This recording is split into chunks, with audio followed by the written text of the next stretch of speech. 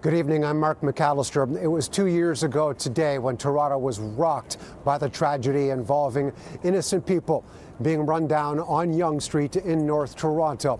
Today is the 2-year anniversary. Unfortunately, due to the COVID-19 pandemic, people weren't able to come together to remember in person.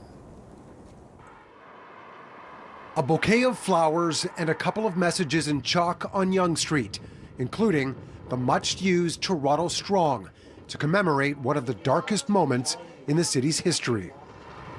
Very few people were on hand this year near the location where 10 people were killed and 16 injured in North Toronto in 2018, respecting requests from city officials to continue to stay home.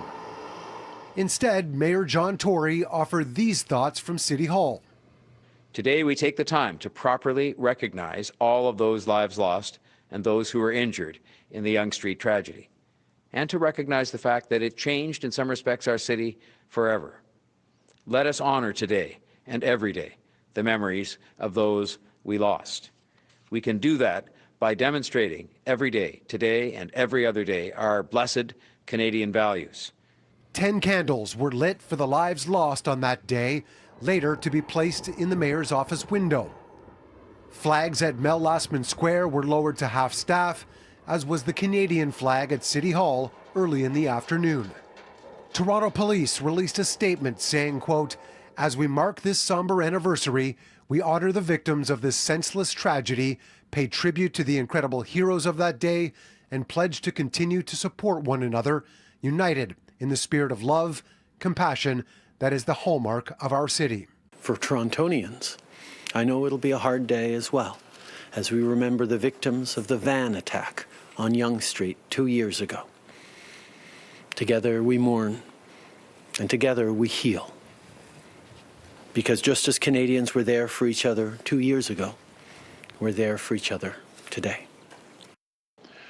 I want to take a minute to remember and honor the victims on the second anniversary of the Toronto van attack.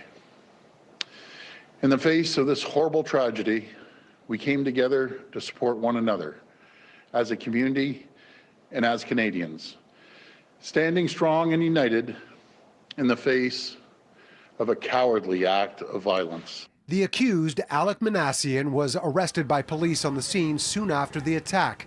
He told police his acts were deliberate in retribution for being turned down by women over time. His trial was supposed to have begun by now, but has been delayed until later this year.